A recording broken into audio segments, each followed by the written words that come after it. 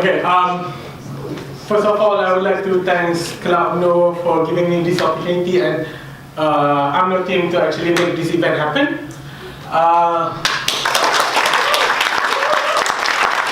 Okay, so before I start, I just want to share with you a personal story.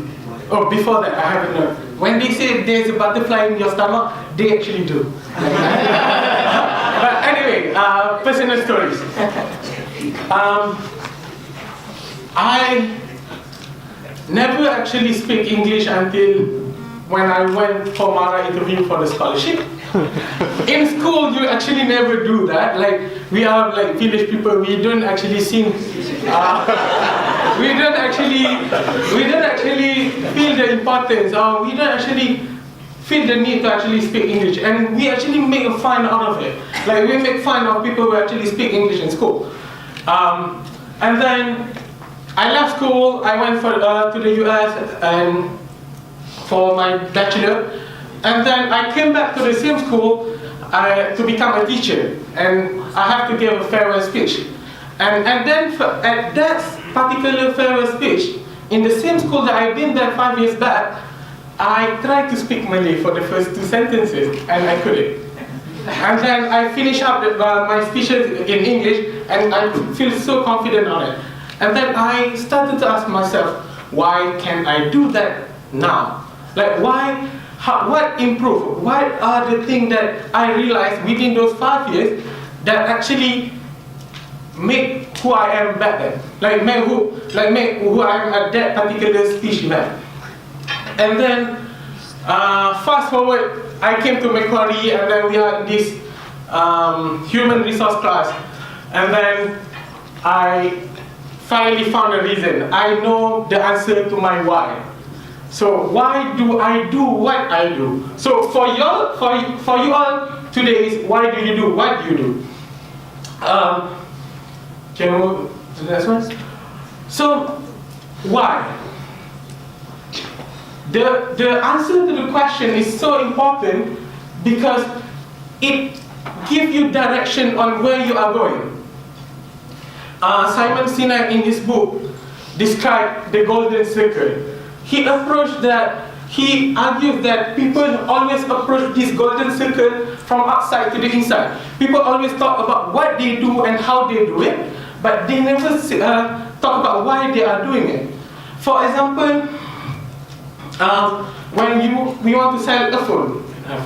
So when we want to sell a phone, and then we just say like, it has a great cameras, it has a great displays,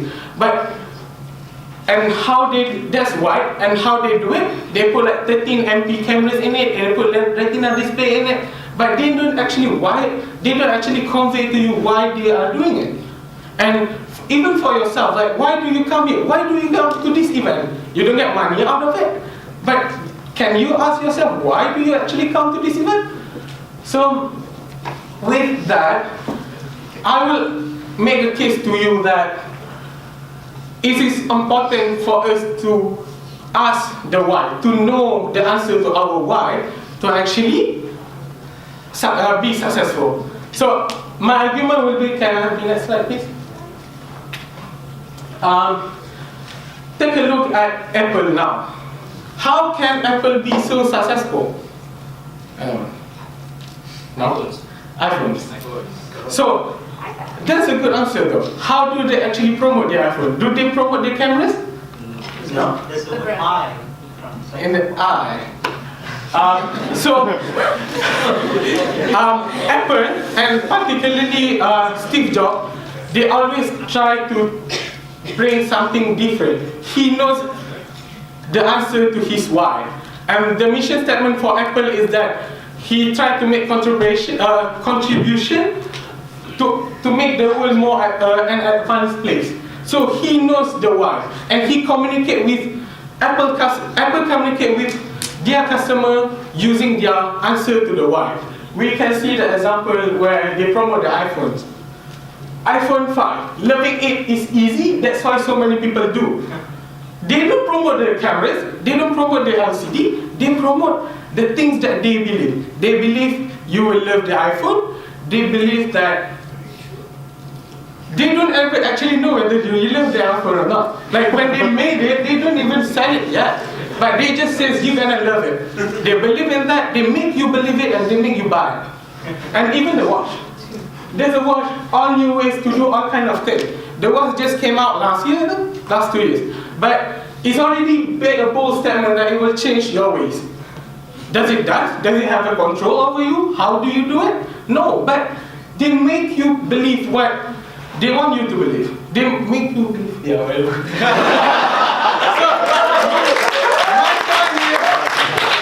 In order for you to make people believe on what you believe, you have to have the purpose. You have to be clear on your why. And it's the same thing with Martin Luther King. How Martin Luther King can spark the light of millions of black Americans to actually stand up for their right during the Civil War movement. Civil rights movement. Okay, civil rights movement. He shared an interesting thing. He shared his dream. If you look on YouTube, there's his speech on I Have a Dream. And what he says, I have a dream that my 4 children will one day live in a nation where they will not be judged by the skin color, but by the content of their character. He shared this thing for the whole country to see, for the whole black American community. He don't ask them to do what, like to do the protest, to do this and to do that. He actually initiated a dream. Make all the black Americans believe that everyone can make a difference. And then from that moment, you can actually spark whatever you want to do just because of that. Okay, so we know that we have to have answer to our why. And now, what kind of answer should we expect from us? Is money is always the answer? No. Why? So, money is not always the answer. If money is always the answer, then ask yourself back, why do you guys even here? And why honestly I'm no club? Like, why? Because you don't get money, you get money, right?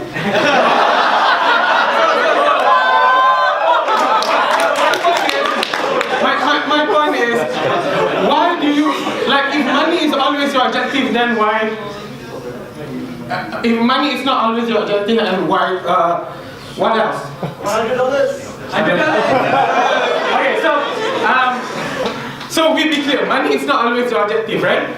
But before I go further, before I go further, I want to make a note that money somehow does be the answer to our why. So in this Maslow hierarchy of need, it says we have a different kind of needs, and all these needs have a different level of priority. And the first two, the bottom two, are the most important needs that we need, and it all requires money. Basic physiological needs are food, house, clothes, and the safety security like jobs, our safety and stuff. It's all need money. But when you give people enough money, and what else can motivate them? And Dan Ping is in the TED Talk. Dan Ping solve this puzzle of motivation. If you provide people with enough money, what else can motivate them? What can be the answer to the why? What are their purpose? So he said that in order to motivate them, given enough psychological need, autonomy, mastery, and purpose. People don't like to be self-directed. People don't like to be directed, they like to be self-directed. So give them autonomy to make decisions. This can apply to yourself, to organizations, to any companies, anything. It's almost universal that can apply to everybody. And for mastery, why people do music when they can't get money out of it? Why people still practice violin? Why people still playing guitar on their leisure time? Because they want to have this self-accomplishment. I have 10 seconds left. Okay. And then the last thing is the purpose. And this is the answer to our why. This is the general answer to our why. When we have the answer for the purpose, Just two sentences. When we have the answer to the purpose, and then we really can motivate ourselves for that. And I end with my quote: please start searching for answers to your why. Thank you.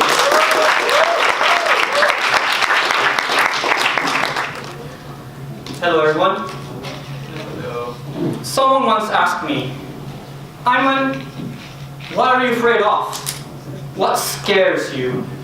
What sends shivers down your spine? I thought about it for a few seconds and answered confidently, small talks. The thought about the prospect of having a conversation with someone has always unnerved me. I'm not really good at it, and I try, but somehow I just can't shake off the feeling that when I talk to someone, they tend to judge me. Maybe it's just me. And in spite of that, ironically, I'm okay at giving speeches in front of a large crowd, and I'm sure that all of you are judging me right now. So that's basically a bit of a story of my life. Now back to business. I'm sure that every single one of us have been gifted with a fully functional, healthy, and intellectually fueled piece of organ known as the brain. Our brain houses one of the most complex system known to man, which is the mind. We know more about the universe than we know what's going on in our own heads. And with our mind, we create ideas, solutions, and ways to make our lives better. So, turns out, I have an idea right now. I believe this idea is the key to solve many problems in humanity. It can solve famine, poverty, war, hate, you name it. With my voice, I can share this idea with the people around me. Of course, the tone of my voice, my facial expressions, and the chance I give to the other people to listening to them what they have to say are also key elements that I have to use in order to spread this idea effectively. All these aspects, from the moment I think about this idea to the relationship of arguments between me and the person I'm talking to, can all be neatly wrapped up in a small, neat package known as communication. Communication. It's trivial, it's basic, it's fundamental. We've been communicating with the people around us ever since we've found out the idea about changing thoughts with other people. We've been communicating with our parents even before we learned about the ideas of ABCs and numbers. So my question to every single one of you, have we actually achieved or mastered the skills of effective communication? How are we, excuse me,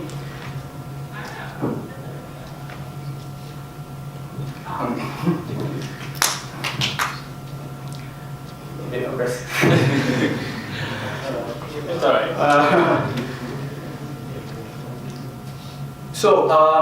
We can use multiple forms of vocabulary when we speak, but can we use multiple forms of, can we listen to whenever people talk to us? Can we digest what people have to say? Have we mastered or controlled the tone of our voices? I mean, can you approach a 3-year-old boy and talk to him about high-level academic subjects, or approach an old man and discuss about political issues? Not many people have these skills in their hands, and what I'm trying to say is,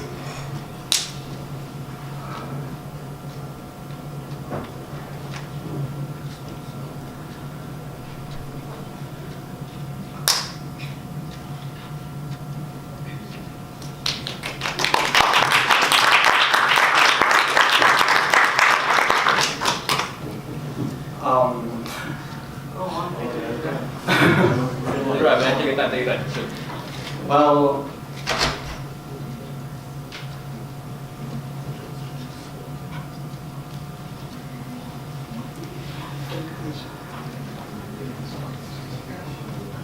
can I end my speech now?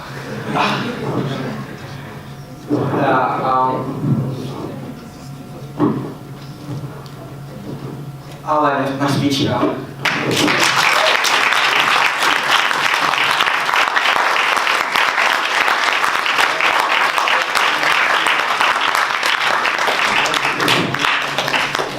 So, yep, I'll start.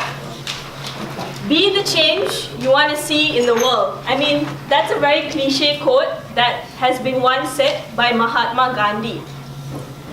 That is a change that I want to see. And that's the reason why I am standing before all of you today. I have been suffering, or I would say battling, from mental depression, from mental illness, specifically clinical depression, for the past 3 years or so, and I'm still battling through it until today. Well, oftentimes when I say this, the faces in the rooms would change, because I guess it's something that's not common to be spoken about. And it is a taboo topic, especially among Asians. Sorry, I'm just really nervous. Okay, as there's a strong stigma that has been attached to it. So today, here I am to give all of you a glimpse of what it's like to suffer from depression. And also, my main reason is because I believe we as Malaysians haven't created a safe network for people to be open enough to speak about it, what more to feel like they're accepted as part of the community. So my hope is that this speech would be an eye-opener, and individuals suffering from depression would no longer have to suffer in silence. And only if the society tries to understand that being depressed is not the same as being sad for just a day or a week. It's an ongoing battle, and the monster of depression results in an impaired ability to function on a daily basis. Well, due to the stigma that has been attached to it, oftentimes there have been countless times where I just wished that I had a physical ailment, so that I wouldn't be questioned of my struggles. People around me, especially my closest ones, have found it very difficult to simply acknowledge, to say, yes, Farhana, you have clinical depression. That's just a very difficult statement to come from them. And that hurts so much. Just imagine having to live with an ailment without people acknowledging it. It's like having a broken hand and you're asked to carry a heavy box and do things that you can't even do. Alright, so I think that the society has to stop defining depression as a sadness that we have to just snap out of. Instead, it has to be viewed as similar to a physical ailment, and due treatment has to be provided. So, well, I would like to move on what you should not say to someone who's experiencing depression, because I find this really annoying. Yeah. So, first and foremost, don't ask the person why they are suffering from depression. Like, the root cause of depression, it's not something that you can figure out in just a day. I've been going through treatments, and I don't know, it will be hard to just go through the whole thing, but yeah, in short, just don't ask someone about it, because you would need proper professional help to get to the root cause of it, and sometimes there might not even be one root cause. It's just like a mountain of things that results in depression. And oftentimes when I'm asked this question, I would get really frustrated, and my answer to it is, I wish I knew. Because if you know what's going on with yourself, it's so much easier to solve the problem. But if you don't know what the problem is, how do you even solve it? So other things is people always tell me, focus on the positive, be grateful, it's all in your head. it's easier said than done, really. Okay, so I've said what you shouldn't say, so what should you say? Well, silence is gold. So I think listening is just the best thing that you can do, unless the person were to ask you for advice. But if they were to ask you for an advice and you do not know what to say, and once again, be honest and just say that you don't know how to help, but you'll always be there to listen. And encouraging statements such as, I know that I believe in you, you're strong enough to get through this, and you'll always be in my prayers, it just can do wonders. Yeah. And so depression, okay, so depression has made me feel worthless. It makes getting out of bed every day, doing like the simplest things like talking to someone, the hardest thing to get done. I tend to push my family and friends away because I don't want to hurt them and I don't want to get hurt. It has resulted in me not doing things I used to love to do. Like I used to love to join societies, to speak, and to do so many things. But right now, just to get out of bed and like to go to class every day, it's just so difficult. And it results in severe exhaustion due to the sleepless nights of like crying yourself to sleep or just trying to not think about anything. It's just so difficult. So what I'm trying to say is depression is real. It's not a myth. Depression has made me feel like the world around me would be a better place without my existence, as I feel like I'm burdening everyone. Although people tell me it's not the case. This is a fact for someone who suffers from depression, and I'm trying to change that, but it's really, really hard. And I am still finding my way. And I guess I'll continue battling on. But at times, I believe in the promise of God that He would not burden a soul beyond his or her capacity. But at times when things get really bad, I feel like, why am I even here? Recently, my depression has become severe. It has resulted in acts of self-harm, although I know that I don't have the right to scar my own body. I've had suicidal thoughts, but the only thing that has kept me grounded is that only God has the right to take my life from me.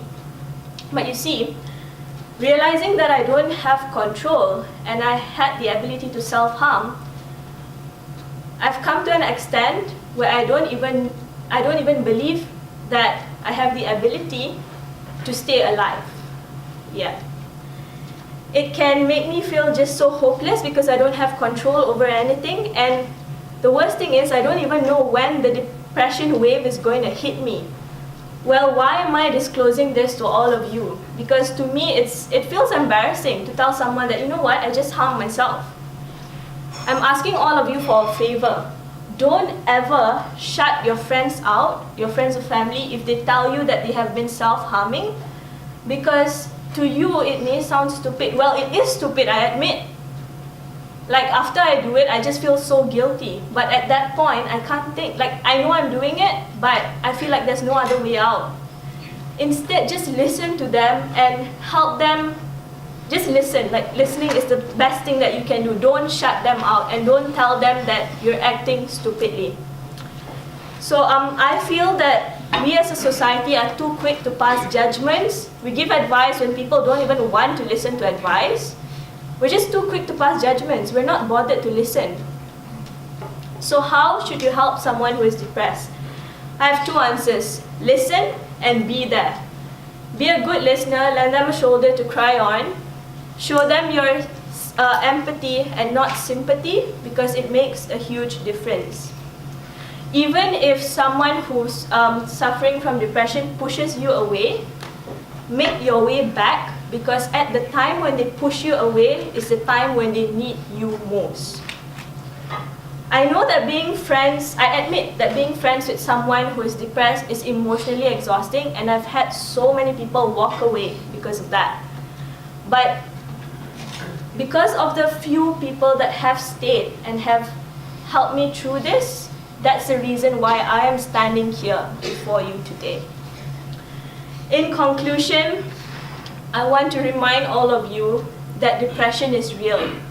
It's not a one-day battle to get over, and society plays a very, very important role to make people feel that although they're suffering from clinical depression, they are accepted as a part of the society. The first step that we have to make is to listen, to create a platform for people to feel safe enough to speak about it. Well, that's all from me. Thank you very much. Alright, please allow me to hold my phone because I have like a text here. Okay, just permission from you all. Is that okay? Okay, alright, okay, cool. Alright, Bismillahirrahmanirrahim. Hello, Assalamualaikum, and a very good evening to all of you. My name is Amar, and I'll be presenting a topic I call the Malaysian dilemma, or dilemmas specifically. Okay, so next slide.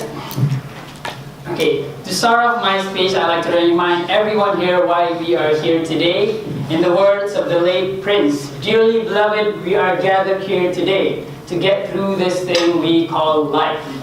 How exactly is this event helping us getting through life? Is, well, we take what we can from this event, what we can learn from this event, and whatever we don't agree with, that's entirely up to you. So I remind everyone that everything I say here is in my opinion, and whether you agree or not, that is entirely up to you. Right? Everyone is entitled to their own opinions. All right. Okay. Now from the first, all right. What are the main dilemmas? From the first 3 months, I've only been here for 3 months. About that. All right. From the first 3 months that I've been here, there are some things that I've noticed that the Malaysian community is facing. It's very subtle things. Very subtle things. All right. But then I think these things should be addressed because these are very worrying to me. The first thing is the notion that Malaysians are everywhere but we are also nowhere. What do I mean by this? We see Malaysian students everywhere in uni. I'm not literally, if you walk around uni, you will find a Malaysian at any point in the uni, alright? But then, where are we Malaysians in terms of the local activities and volunteering for the local community? How are we adding value to the local community here? We see that not a lot of Malaysians actually participate in things involving the local community. And in the event that we actually do events for the community, we do it for the Malaysian community only, which is very worrying. Because from my experience, I've done some volunteering work, all right, in this semester for PPMS, for Amin Palestine, and now I'm doing for WA as well, right? And then what saddens me is, for example, it's not to badmouth anyone, all right? It's just that during one of these events, it was for Aman Palestine, which is a very good event. It was to raise funds for the Palestinian people, the oppressed people of Palestine. It was that event, I have a Palestinian friend, a friend whose family came from Palestine because he couldn't live there. He just couldn't live there because it was too hard. And I wanted to invite him to this event, but then I couldn't because everything was in Malay. So like, what was the point in me inviting to this event that was catered only for the Malaysian community? Okay, alright, moving on. The second thing is the notion that I'm not pass dulu sekarang, meaning I just want to pass. All right, we see this a lot with the university students. All right, I totally understand this. I understand this very, very well. I know that university is very hard. I get that. Everybody gets that. But then the notion that you cannot get a high distinction to me is bullshit. Sorry for it's just, to me it's ridiculous. How can you say that? How can you say it is impossible for the average student to get a high distinction no matter how hard he works? And that there's even this notion that certain courses need you to fail first in one semester and then you can pass in the second semester. That is ridiculous, alright? So ridiculous. So the problem arises, when I think about these things, I think about what is the main reason behind these problems. Is it really the community, let's say for the volunteering thing, is it the community that doesn't want to join us? For the studies, is it because the courses are the only thing to blame? Or is it really because of us? Have we ever really asked ourselves, what are we doing wrong? Right? Are we actually pushing ourselves to our limits? And then there's one thing about studies I just want to add, to just a reminder to all of you and to myself as well, is that in life, challenges will get harder as you progress. That is a fact. As you grow older, you will face even harder challenges, even harder than the courses you're doing here in UNSW, which you won't use later on in life anyways. Alright? That's why Bruce Lee, once he left a quote, he left it to everyone, he reminded everyone to pray not for an easy life, but pray for the strength to endure a hard one. Alright? So, next on, this to me is the reason as to why we are not engaging in the community, the local community, why we're not helping out with the local community, why we're only focusing on our community. And then why is it that we're performing so like in our studies, right? A lot of people are just passive. That's the truth. And it's the reason to me is because we forget. What do I mean by we forget? I realized this thing when I was reading the lyrics to this song. This is a song by a Japanese rock band, it's called One Ok Rock. Okay? Is that since we've been born, we learned a lot, and as we get closer to death, we forget a lot. Along the process of us moving through life, one of the main things that I think we forgot is to be thankful. To be thankful for everything that God has given to us. To be thankful for the opportunities that has presented themselves onto us.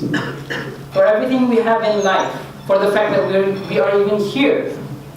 These are the things that even I, myself, forget every day. And I try to remind myself every day. Next. So, let me tell you a story regarding being thankful. Right? Sorry if I borrow a little bit more time. But this is a story about when I went to Cambodia for the Cambodia project in 2014. That is, that's me, I'm smiling. Right? Okay, and that is the school that we actually built behind there for the Cambodian kids in Kampong Jumnik in the Cham province of Cambodia. What I want to talk about is next. Alright, this is like a really typical classroom in the rural areas of Cambodia. And next, this is the morning market in Kampong Jumnik. I want to tell you a story about a boy I saw in this morning market. I can positively say that that day a part of me died. Because when we went to the market to buy some bread. And then it started raining. It started raining really heavily. So naturally we took cover. As we took cover, this small boy, I don't know, 4 to 6 years old maybe, he came out into the rain and then he picked up a small polystyrene box, you know, like the one you get for a kebab box and all that. You know, it was dirty. It was like, yeah, it was on the ground. And the roads in Cambodia, they're dirt. They're just dirt everywhere, okay? So it was really dirty. And then he took it, and then he like collected some rainwater, and then he spit it in. He spit it in, and I was like, what the hell is this kid doing? All right? And then what he was doing, actually, you know how spit doesn't mix with water, right? It just floats on top. He was playing with it, like this, because that was his toy. That was his toy. He didn't have anything else to play with, except for that dirty polystyrene box in the rain with his spit. And that was the moment I realized just how stupid I was in the past. I have been complaining throughout my life that I have had a hard childhood. You know, I faced very terrible things. I've had suicidal thoughts as well when I was in high school for all the things that I've faced in my life. A lot of problems I've had in my life.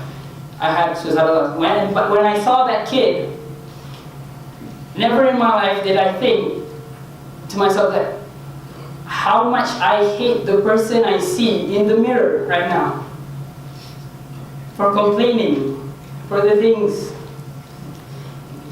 like remembering I'm supposed to be thankful for everything that I have. Okay, so, alright, I'll just close this. I want to close this with a quote that the first time I heard this quote, it was by Steve Harvey. You know Steve Harvey, the guy who presented Miss Universe. Okay? Alright, he was giving out an award. Alright, can I just end it? Alright, he was giving out an award for Ellen DeGeneres. And the thing that he said, that Ellen says all the time, that resonates with him the most, and with me as well, is be kind. Be kind in the sense that you are thankful for the things that you have in life.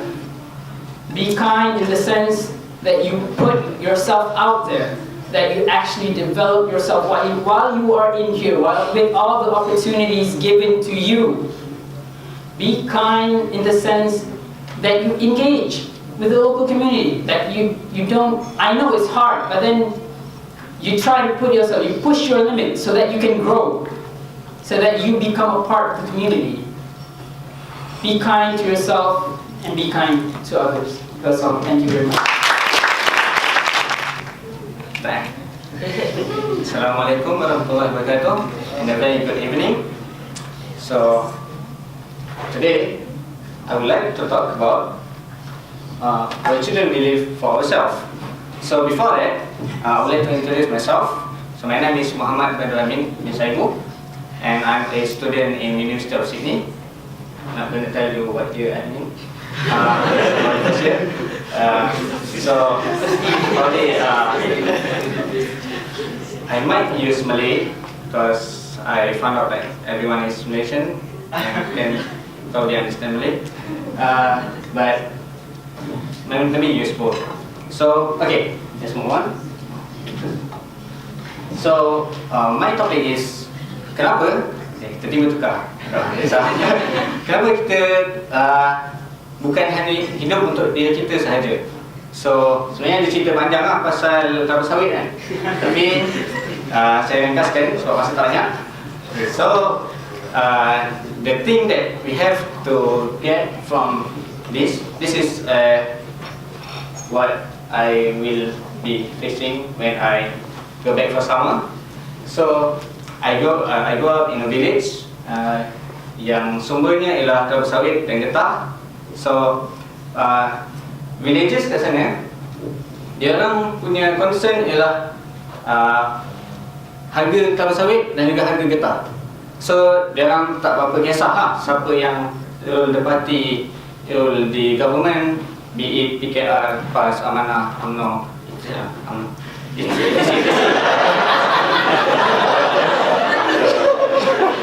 kisah kan.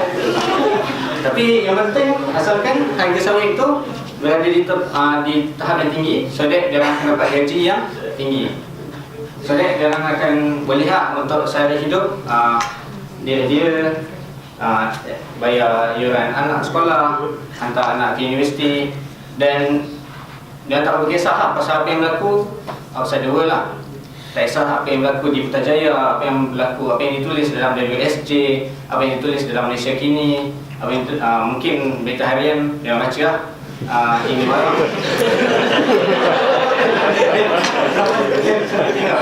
ini dah cerita lah.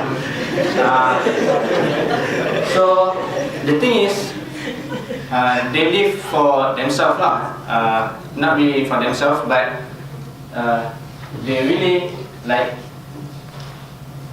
it is understandable lah kan kenapa dia orang hanya bekerja for this lah and not really think about the outside world. So sampailah satu tahap ni bila saya sendiri bekerja, tak ada bekerja, internship untuk 3 bulan sama lepas di North Coast. So saya pun boleh faham lah kenapa dia orang hanya bekerja dan tak tend to care for outside world lah. Tapi because this is not the village, so I get a few different perspective.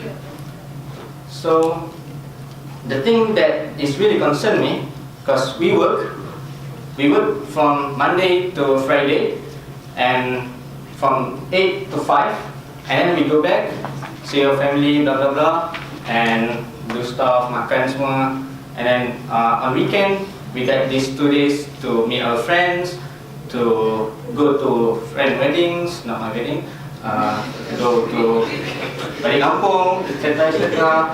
So banyak benda yang for those 3 months, I think I am more productive in Sydney for 1 month compared to that 3 months.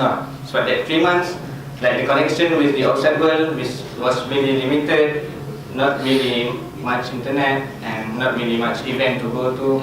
So I was thinking if so this is like the one thing that concern me. Bila saya pergi internship dia, keluar dia macam ni. Tu bawa kerja semua, balik pun macam ni juga, benda sama. Saya kata keluar waktu sunrise, balik waktu sunset kan. Tak nampak matahari buat, selain waktu kerja nampak matahari lah. Tapi waktu balik dan waktu pergi tak nampak matahari langsung. So macam adakah itu je kan? Adakah itu je kita punya life kan? Kalau kita bekerja say for the next 35 years, and 1 year ada 365 days, so there's gonna be like 10,000 days that we do like only for ourselves. Is that it? Adakah tu je kerja kita? Adakah kita hanya bekerja untuk dapat duit and then do our stuff, getting family, getting married, and raise our kids and not caring about the world? So I want to bring the same question like what Pak An asked, like the why we should not only live for ourselves. So ada lagi story, banyak banget story, 5 story banyak. So ada story of my thesis. So ringkaskan cerita. So thesis ni, I'm doing a thesis under EWB. So EWB is Engineers Without Borders, and they work closely with UNHCR, like what Faiz talked about. So UNHCR is actually United Nations High Commissioner for Refugees, and we got this one meeting. So we sit in a circle. So we talk to each other and we share our ideas, our passionate, what we're gonna do about our thesis. And then one thing that I realized is that I'm like the only Muslim and the only Malaysian there, and the others are all like Mat Saleh and New Zealanders, and yeah, I'm not sure if they or what is their perspective, religious perspective, but for Muslim we know that we will get like good deeds, pahala for every good deed. So apa kebaikan itu kan kita akan dapat something kan, insyaAllah. So tak tahu kan kalau dia orang dapat apa kan, tapi dia insyaAllah based on their perspective akan dapat something kan. Kalau dengan etis, I'm not sure lah. Tapi dia really passionate lah, really passionate. When they talk about we are doing this thesis for refugees, so they are really like they share. I look at their face, their eyes. Like I got 2 supervisors, one from my uni and one from the EWB.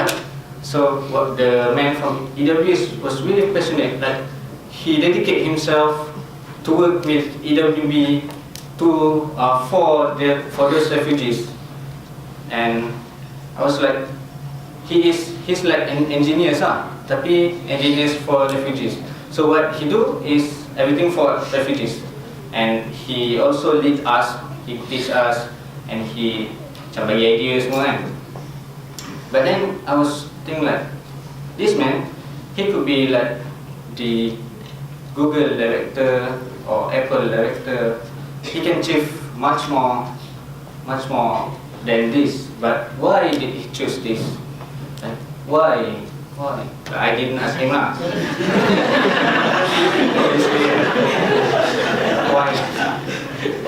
And the second story is the story of 5 broken cameras. If you have time, please do watch this. It's a really good documentary. It's not a documentary, it's a movie which made out of documentary. So there's a Palestinian film screening in University of Sydney. This is held by Student for Palestine. It's a club in Sydney University.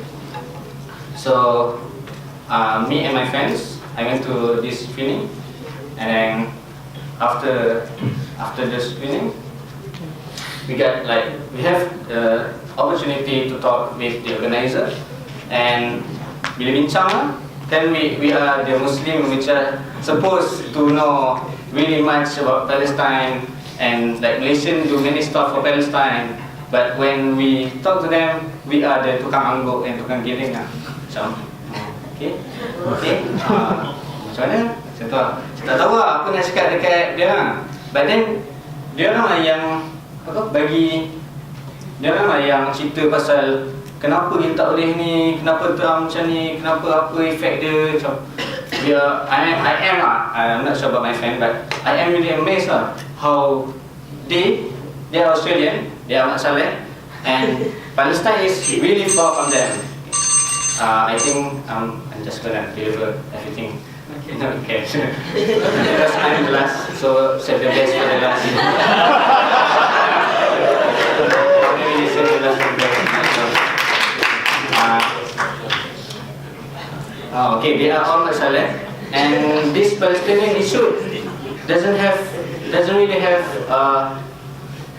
anything with them. They can just live, play PS4, play FIFA with each other all day, all night. But then they have this concern about this, because I was thinking why, like how I obviously don't ask them, like why do you do this, like why do you do all the troubles for those Palestinians. So that's when I realized that they're not only for themselves, but they have something that they live for others, so they're concerned about others. So one of them is saying because of the human rights, because there are so many human issues that yang Israel telah saya berfikir sikit yang telah mencabul telah mencabul the rights of human. So they are really passionate about this. So this is 2 figures that I think everyone knows. Angelina Jolie, which is an actress. She's really rich, but she really cares about the refugees. Like in everything, she went to Australia. She went to the problem with refugees problems. Okay, my supervisor would marah me because she said refugees is not a problem. It's a problem that membawa kepada refugees. So sorry, supervisor.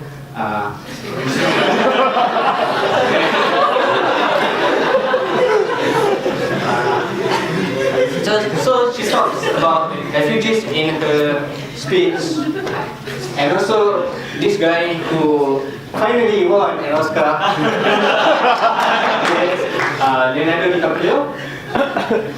So the first time he won an Oscar, and he used that precious moment to alert everyone about global warming, which is really alarming, because 2016 we have reached a really serious issue, and we're gonna leave this world for our kids, our grandchildren. So it's really alarming. So, but why? Why did they do this? So I think that is a rhetorical question, which is everyone has their own why, their own answer for this. But like the example that I have given, like so many people dedicate themselves for others, but not us. So this is asyik cerita like how I realized something kan. So this is the first time I'm using Facebook.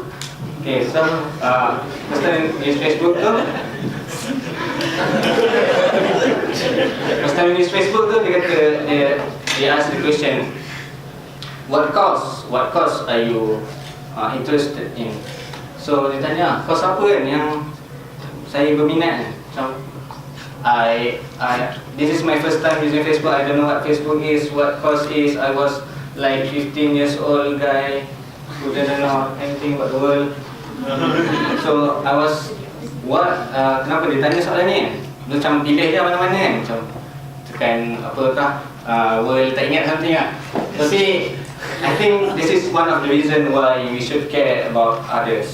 Like why we shouldn't live for ourselves only, why we shouldn't go to work and enjoy life, raising kids and then die. We should care about the world.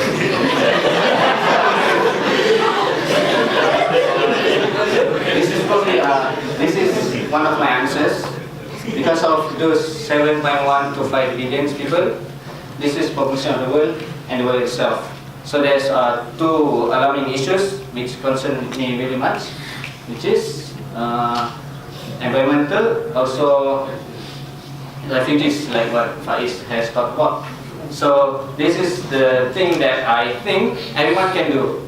Like even if you are nobody, nobody, there must be somebody.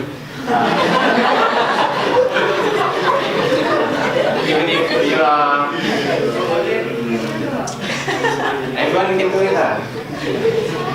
Kalau anda hanya seorang student pun, this is what you can do. Even if I know we have this urge to go to the refugee camp to help them, to give food, to go to Palestine, to tahu sekeh kan, jotos kan, to jotos the pemimpin of those yang membawa pada problem refugees ni, but we can't. We want to marah everyone that caused this Palestinian issue, but we can't. But this thing I believe everyone can. First one is educate. First one is the consent. Sorry, wrong. So the concern is like the one that I talked about before. So this concern is what I really think that we all have to have. Like the concern of the refugees issue, global warming, we can't be ignorant. Second, we have to educate ourselves. So this is a really long process. We have to, because those issue is ongoing and it has a history, so it's a long process, but we all can do it. And then volunteer. You can do anything like donation, or maybe go into an organization like NSW and do this stuff, speak up stuff, and like to educate people. Or you can join organization, Student for Palestine, do volunteering, and all this stuff. So this is two main things that I talked about: environmental and war and refugees. Sorry for takes a long time. Okay.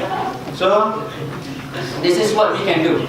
So I would like to ask all of us to do our small part from our small spot. So if you are an engineering student who got to do thesis, seboleh-bolehnya do thesis for them, or do thesis for these two alarming issues, refugees and environmental impact, global warming and stuff. If you are medical students or accounting students, I don't know how you can figure it out. And go find your course, because the refugees and environmental is the alarming issues for me, but I'm not sure for anyone else. I believe that you have your own interest, your own cause that alarming you. So I'm going to end with this quote by Prophet Muhammad. It's a Hasan Hadith. So he said, the best of the people are those who are most beneficial to others. I hope that we all can get benefit from tonight. And my name is Muhammad Udami. And thank you. Assalamualaikum. And